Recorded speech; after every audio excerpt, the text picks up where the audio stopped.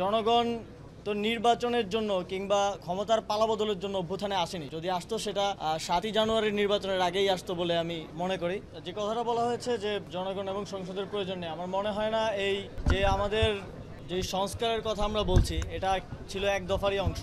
যে ফ্যাসিবাদী ব্যবস্থার বিলোপ এক দফার যেই শেষ অংশটা, আমরা তো শেখ হাসিনা সরকারের পতন হয়েছে অভ্যুত্থানের মধ্য দিয়ে, কিন্তু অভ্যুত্থানের এক দফার যেই মূল অংশ ফ্যাসিবাদী ব্যবস্থার বিলোপ, সেই ব্যবস্থার বিলোপের জন্য যেই সংস্কারগুলো অত্যাবশ্যকীয় সেগুলো করার উদ্যোগ নেওয়া হয়েছে এবং এটা জনগণের ম্যান্ডেটের ভিত্তিতেই হয়েছে। জনগণ তো নির্বাচনের জন্য কিংবা ক্ষমতার পালাবদলের জন্য অভ্যুত্থানে আসেনি। যদি আসতো সেটা 7ই জানুয়ারির নির্বাচনের আগেই আসতো বলে আমি মনে করি। তো এই অভ্যুত্থান হয়েছে স্পষ্টভাবেই ফ্যাসিবাদী ব্যবস্থার বিলোপের জন্য। আমরা যদি যেই ব্যবস্থাটা বিদ্যমান আছে এটার সংস্কার না করে দিয়ে যেতে পারি, আমরা মনে করি যে সরকারি ক্ষমতায় আসুক, যে কোনো রাজনৈতিক সরকার, এই অটোক্রেটিক একটা সিস্টেমের মধ্যে সে নিজেও অটোক্রেটিক হয়ে উঠতে বাধ্য হবে। তো সে কারণে আমরা মনে করি এই সংস্কারটা অত্যাবশ্যকীয় এবং দেশের জনগণ যেভাবে দেশকে গড়তে চাইবে, দেশ পুনর্গঠনের সংস্কারের যেই প্রস্তাবনা মানুষের মধ্য থেকে উঠে আসবে, সেটার বাস্তবায়ন করাটাই আমাদের দায়িত্ব হবে। এবং রাজনৈতিক দলের ব্যাপারে যেই রিউমার বা কথাবার্তা শোনা যাচ্ছে বা অনেকেই শুনতে চাচ্ছে আমাদের থেকেও, এটা আমরা এর আগেও স্পষ্টভাবে বলেছি, এখনই রাজনৈতিক দল খোলার কোনো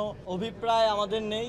এবং এই অন্তর্বর্তীকালীন সরকারে যারা আছেন কারোই ক্ষমতার অভিলাষ নেই। আপনারা জানেন সবারই যার যার পেশাগত জীবন আছে এবং সবাই সেখানে ফিরে যেতে চায়, কিন্তু দেশের মানুষ একটি অভ্যুত্থানের মধ্য দিয়ে যে দায়িত্বটাই অন্তর্বর্তীকালীন সরকারকে দিয়েছে সেটি যথাযথভাবে পালন করে মানুষের সেই আশা আকাঙ্ক্ষার প্রতিফলন ঘটিয়ে একটি নির্বাচনের মাধ্যমে একটি গণতান্ত্রিক সরকারের হাতে ক্ষমতা হস্তান্তর করাই আমাদের লক্ষ্য। আমি জানি না আপনার কাছে আপডেট আছে কিনা, গত শনিবার আমরা বিজেএমইতে 3 জন উপদেষ্টা সহ আমাদের পুরো টিম সহ একটা আলোচনায় ছিলাম এবং রবিবার থেকে আজকে মঙ্গলবার সময়টাতে কিন্তু গত সপ্তাহের তুলনায় যে আনরেস্ট ছিল সেটা আমি বলবো যে 5 to 10% নেমে এসেছে এবং কিছু কিছু জায়গায় খুব স্পেসিফিক 2-3টা কারখানায় এখন আনরেস্টের মতো সিচুয়েশন আছে। সেটাও আমরা মনে করি দ্রুতই প্রশমন হবে এবং আমরা যেই কমিটি করে দিয়েছি, যেই পর্যবেক্ষণ সেল করা হয়েছে, সেখানে শ্রমিকরা অভিযোগ জানাচ্ছেন এবং তারা আস্থা রেখেছেন, সেজন্য তাদেরকে ধন্যবাদ জানাই।